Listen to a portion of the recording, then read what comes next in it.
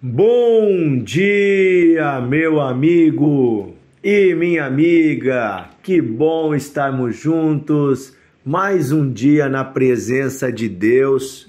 Desejo a você um dia cheio do amor do Senhor. Que você lembre nesse dia que Deus te ama e que Ele tem planos maravilhosos para a sua vida. Então você possa parar, orar ao Senhor, falar com Ele e dizer: Pai, me mostra os teus planos.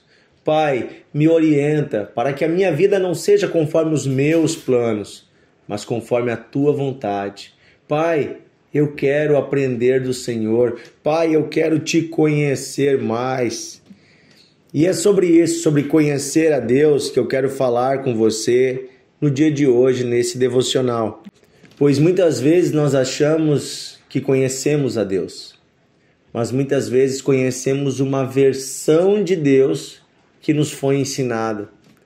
Às vezes conhecemos apenas uma parte de Deus.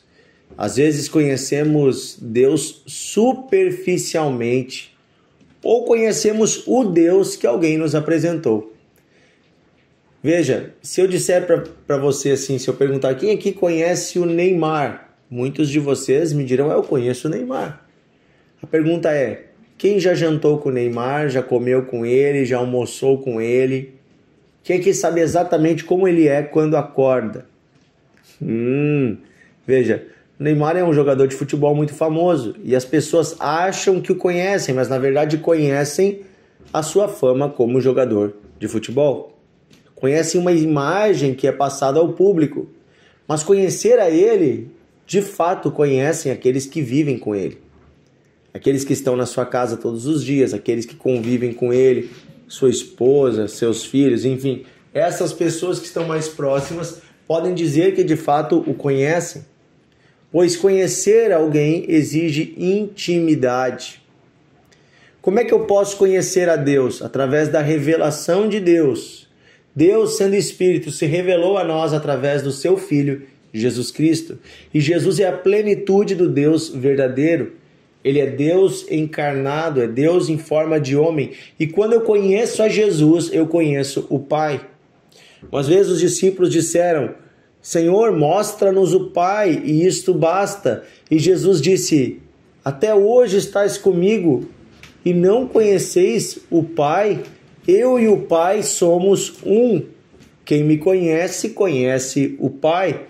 Ou seja, eu conheço a Deus Pai, conhecendo o Deus Filho. Jesus, o Filho de Deus, é a manifestação para os homens, para os seres humanos de Deus. Como é que eu posso conhecer Jesus? Primeiro, conhecendo o que dele foi registrado. As Sagradas Escrituras, a Bíblia, são a revelação, são a descrição que Deus deixou para nós da sua própria vontade e do seu caráter. Lendo os Evangelhos, Mateus, Marcos, Lucas e João, lendo o livro de Atos e as cartas de Paulo e as cartas de Pedro, Tiago e João, eu posso conhecer Jesus, porque ali ele está descrito. Mas mais que isso, eu conheço a Cristo também por meio do Espírito Santo, pois ele revela o Filho a nós. Então, na comunhão com o Espírito Santo, eu conheço a Cristo. Eu também conheço a Cristo por meio da igreja, pois a igreja é o corpo de Cristo e ele é o cabeça da igreja. Então, através da igreja, Cristo se manifesta e se revela. Olha que legal, eu posso conhecer a Cristo pelas Escrituras, pela comunhão com o Espírito Santo e pela comunhão com a igreja. Porém, há pessoas que adulteram a palavra de Deus e não apresentam o Cristo verdadeiro. Como eu disse antes, às vezes apenas uma parte de Deus é mostrada. Por exemplo, há igrejas que falam apenas do amor de Deus. E o amor é uma característica de Deus, é uma característica de Cristo. Mas ele não é apenas amor. Ele é amor, ele é todo amor. Mas o amor dele se manifesta também em justiça. Por exemplo, um dia ele vai vir para julgar aos vivos e aos mortos. Deus fará justiça, no seu reino não entrará o pecado, no seu reino não entrarão a todos, porque Deus é justiça. Por mais que ele queira salvar a todos, ele deixa claro pela sua palavra que apenas entrarão aqueles que o temem, que o amam e que guardam os seus mandamentos.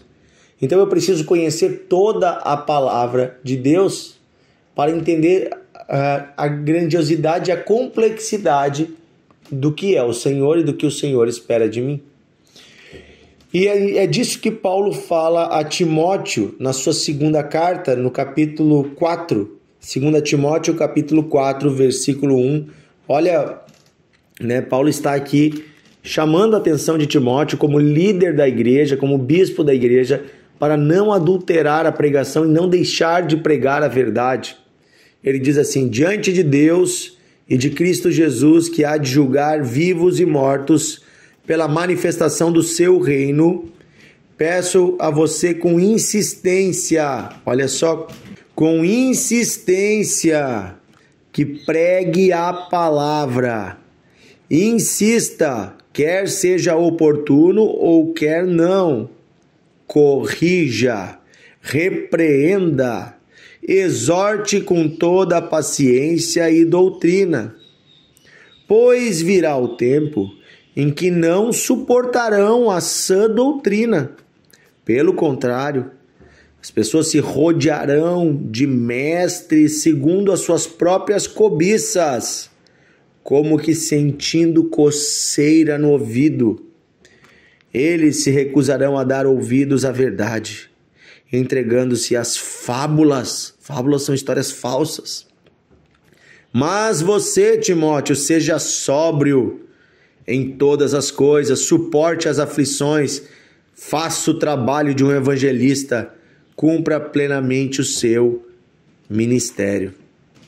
Olha só, Paulo está dizendo para Timóteo: Timóteo, não pare de pregar a verdade, mesmo que as pessoas não queiram ouvir a verdade. Corrija, a palavra da verdade corrige, repreende, ensina. Gente, a primeira coisa que o evangelho diz não é que você é bom, mas ele diz que você é mau, você é pecador. Que você estaria pela sua natureza condenado ao inferno. Que os seus pecados afastam você de Deus, que você é pecador. A primeira verdade do evangelho é essa: você não presta. Eu não presto, nós não prestamos, nós somos humanos caídos. Mas aí vem a boa notícia. A boa notícia é que apesar dos nossos pecados, Deus decidiu encravar no seu Filho na cruz os nossos pecados, as nossas condenações, e agora olhando para Cristo, olhando para Ele, autor e consumador da fé, crendo nele e com o coração arrependido da velha vida e dispostos a mudar de vida, olhamos para Ele, recebemos o perdão total de todos os nossos pecados, somos recebidos na família de Deus como filhos e herdamos a vida eterna em Cristo Jesus. Aleluia! Só que isso exige arrependimento, exige que eu reconheça quem eu sou. Por isso a palavra de Deus, ela corrige, ela repreende, ela mostra ao homem as suas falhas, para que ele então possa entrar pela porta estreita e receber a vida eterna em Cristo Jesus. Amém? Mas Paulo diz que nos últimos tempos as pessoas não suportariam a santa doutrina. As pessoas não iriam querer ser transformadas, apenas gostariam de uma palavra de conforto, apenas gostariam de uma palavra de bênção. E é o que nós vemos em muitas igrejas ou pseudo-igrejas, onde você vai, alguns líderes, alguns pregadores fazem isso, apenas falam de bênçãos, de promessas, de coisas boas, sem levar as pessoas ao arrependimento. Sem mostrar o caminho da cruz, sem mostrar o caminho da morte do ego. Anunciam Jesus como quem vende um produto que pode ser comprado. Mas na verdade é Ele que nos compra e nós é que estávamos sendo vendidos pelo pecado para a morte. Então veja, Jesus, Ele é Salvador, mas Ele também é Senhor. Ele quer ser o Senhor da sua vida, e o Senhor quer dizer o dono. É o dono do escravo, é o Senhor. Quando eu me coloco debaixo da mão de Cristo, eu estou sujeito e eu preciso obedecer a Ele. Por isso Paulo diz: pregue, Timóteo. E a palavra de Deus continua dizendo para mim, para você e para os líderes desses dias: preguem a palavra da verdade, corrijam, instruam. Apesar de que haverão pessoas com coceira no ouvido que vão procurar falsos mestres, que vão ensinar coisas erradas, você continue pregando a verdade. Pai e mãe, continue ensinando a verdade aos seus filhos. Vô e vó, continue ensinando a verdade aos seus netos. Igreja de Jesus Cristo, continue pregando o evangelho da salvação, o evangelho do arrependimento, da mudança de caráter. Nós não vamos mudar a Bíblia, nós vamos mudar as nossas vidas, conforme o que a Bíblia diz. Amém? Querido Deus e Pai, pedimos um evangelho autêntico sendo pregado para que os homens e mulheres te conheçam de verdade, não conheçam uma versão de ti, pois naquele dia todos nós queremos entrar no reino e queremos que o Senhor diga: eu te conheço, você é meu filho. Servo bom e fiel, entra para o descanso do teu Senhor. Senhor, nós queremos naquele dia receber esse sorriso seu. Para isso, Senhor, nós queremos te conhecer e andar contigo.